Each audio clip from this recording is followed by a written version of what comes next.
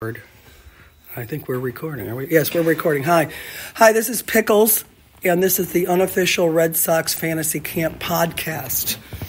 And I'm here in the comfort of my living room in Cape Coral, 6 miles from the hotel, with my sister Jay and her daughter Lucy, who played this year on Lenny's team, which was called the Blue Sox. Is that correct? Okay. So Jay is a veteran of 3 years. She and I joined 3 years ago, and Lucy is a rookie. So we'll start with you, rookie, okay. Or as they called you in the announcements when you went up to the plate, junior. Yes. Now, how did that come to be that you were called junior? I don't know. I think that it just kind of happened within like the first couple minutes of playing on the team once they figured out that my mom was also on the team with me. Now, Jay, how come half the people call you Jay and half call you Alice? I don't know. What are you written on the roster? What does it say? On the roster? Yeah, like the you know, that sheet. Oh, the lineup. Actually, I'm not even sure. I think it splits. Like half the time it's Alice. Sometimes Yeah, say Alice. I remember Trot used to put ACG or something. I don't know. Nobody knows how you even pronounce your last name, so I guess they don't want to say the last name. Jay and Junior. That's the new duo. Okay, yeah. All right. So, Jay, you start. How did you find out about this camp? You sent me the email. Oh, I sent it to you. I was on sabbatical in Switzerland, I think, and we both get the Red Sox emails. And I think you forwarded me that one, because a lot of times I just skim and, I don't pay that much attention because I was working.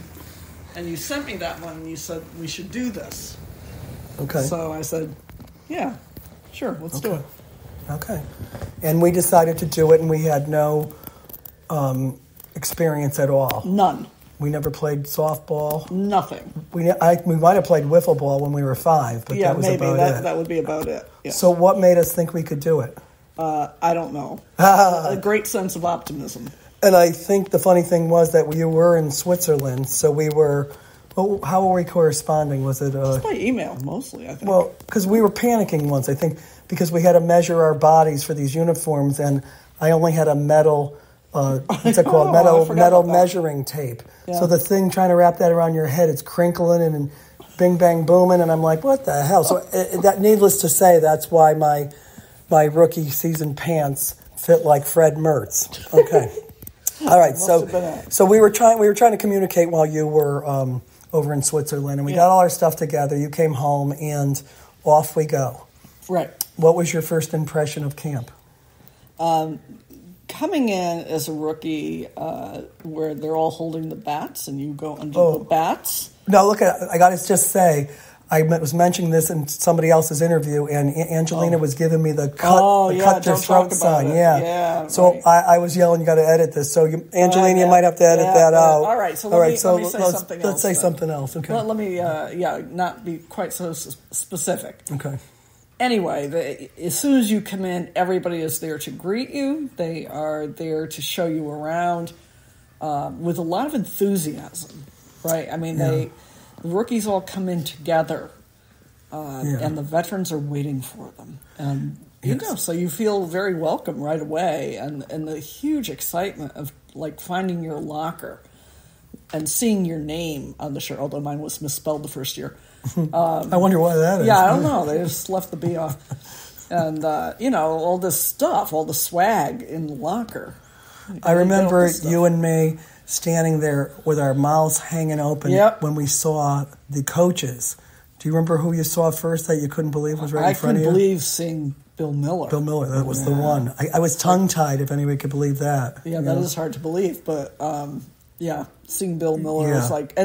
And that all these campers were just going up to him and giving him a hug. How you doing, Bill? Yeah. Like, they're all good friends with him. But the first one that we approached and sheepishly asked, can we have a picture with you, was Manny. Now, here I am trying to get him to salsa with me every chance I get. Yeah. So it's funny. Change quickly. Yeah, it's funny how they become so friendly. Yep. So you had the rookie season, and then you came back. Yes. And why did you come back last year? So much fun. So much fun. And obviously, there's a lot of room for improvement in my game. Okay. And so, it's also an inspiration to give yourself a little to do in the off season. Yeah. Our off season being, 51 weeks a year. Yeah. 51 and a half weeks a year. And so there's it's a challenge. It's like, I don't have to be great. Yeah. But if I'm a little better than last year. Yeah, you have to be enthusiastic, which you are. Have some enthusiasm. And you got a MVP yesterday. Very funny, yes. Why do you say it's funny? Well, because I had gone through this whole camp this year without a hit. You had? Until the last game. I had hits the previous 2 years, but I didn't have any hits this year. And finally I hit the ball, and it went about a foot in front of me. Oh, is that right? It was this little dribbler. So that was hilarious in itself, but the main challenge was me getting down to first base without getting thrown out, right? So, because I'm not exactly a speedster. And so the fact that I got this hit that, wasn't foul, wasn't anything else, and that I made it to first. It was a major accomplishment, and my teammates were very excited for me and gave me the game ball, and, then Lenny calls me up to call me the MVP for that. Oh, that's cool. Stinky little hit. That's why it's such a good camp. Oh, absolutely. So now I'm going to turn to Lucy, but you were obviously instrumental in getting her to join. Yes. So, Luce, how did this happen? So I came 3 years ago to watch my mom in your rookie season, and I remember watching and being like, this is really cool, but there's no way I would ever be brave enough to do that, or I don't know. I just was because you never played ball. No, I had never played ball. No before. softball, nothing. Okay. No, I've watched a lot. We've watched a lot of Red Sox, but I never played. But I remember kind of being like, it looks so fun, and then.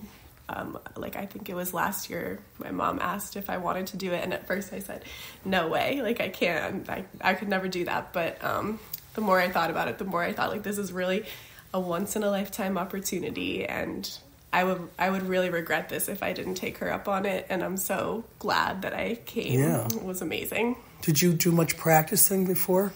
Yes, so once I knew I was going, I had never, put a glove on at all. So the first thing that we did is I started practicing how to throw and catch a ball, which took, I don't know, a while to learn how to do that, and then start going to the batting cages and going to batting practice a little bit. Whenever I would go home for the holidays, my mom and my brother and I would go to batting practice, so just starting to get a little bit more comfortable there. I'm really glad that I took the time to do that, because if I didn't have any experience, I think it would have been a little harder for sure. But you surprised me the first day when you came down here. It was only last week, huh? It's not even been a week. I know. Right? Last Tuesday. Okay, today's Sunday. Last Tuesday, in the batting cages down here that we took you to, you didn't seem like you needed, any, too much coaching. You were hitting the ball before you even got to the camp itself. So you had some confidence built at this point. Yeah, I think I just kind of tried to reframe the way that I was thinking about it to be I just want to have fun and relax and just try my best, instead of thinking I need to impress everybody around me and be this amazing ball player. And I had gone to one batting lesson with my mom over the Christmas break and gotten a couple tips from Dave Smith, and I just tried to remember those. Yeah. And then one of the tips he also told me was just, ask everybody for their advice, but if something doesn't work for you, it's okay, and just try not to overthink it. Yeah. So I really just tried to shift my mindset to just relax and have fun, and I think that did help me make contact. And so like you said, you had come to watch us 3 years ago, so you had been at this complex before. Yes. So, and you had been doing cartwheels all over the place out at JetBlue Park, is that correct? Yes. And you did some this year too? Oh, I had to, of course. And the reason is you're the only family member we have anywhere, even an extended family, that can do a cartwheel. Yeah. And what did Auntie Pick tell you years ago? I always have to do a cartwhell and think of you. Well, every day I tell you, do a cartwheel every day. So you were going nuts out. I think they should have had a picture of that. I don't think you should have been fined though, but you do. Did you your daily cartwheels at JetBlue Park? I definitely got a couple in. I don't know if it was daily, but all right. So now, what was your first impression as far as when you got to your locker? Oh my gosh, it was amazing. I remember that you two had shown me your lockers a couple years ago, but actually being there and seeing everything and seeing my number and my name and just all the shirts and like the bat, how official everything was. And how about the bat? The bat was so cool too. Yeah, I did not expect like my name to be on the bat and everything. And the magnet. The magnet was awesome, and then every day they like added something new, which was really cool. Oh, yeah, that's very nice. So, so we all did the drills together. The three of us were together for those drills. So did you like that too? Yes, I think the drills were also helpful in getting some initial nerves out. Yeah. And then also meeting the coaches and kind of like, I don't know, like hearing their tips for the first time. Were you in awe of any of them? Like I know you saw some. I mean, this year we had Keith Falk, who is pretty special. Yeah. You know, I mean, it's like 20 years ago, the Red Sox, with the curse being broken, but I always attribute it, you know, to that final out. Oh, yeah. You know, I mean, we know that team was fabulous, but here he is. You know, I know.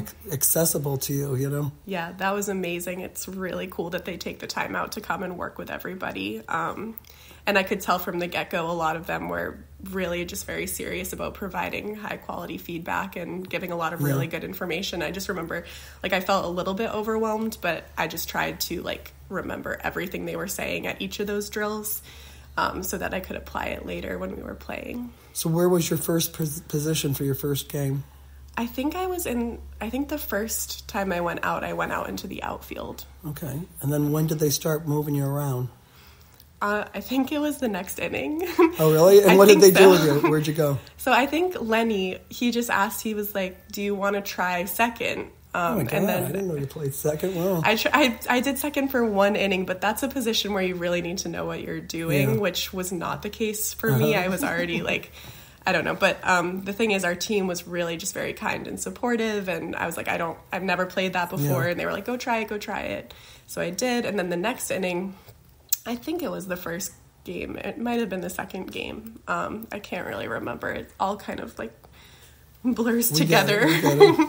But it became pretty clear that we might need like another catcher in the rotation. I think Soph and Laura were catching a couple innings, and they just asked, like, do you want to try to play catcher? And I said, sure.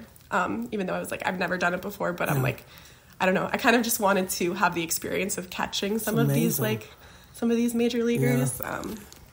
I wouldn't do that for anything. That seems like it's the worst thing, and the ladies fight over that position. They love it. They love it.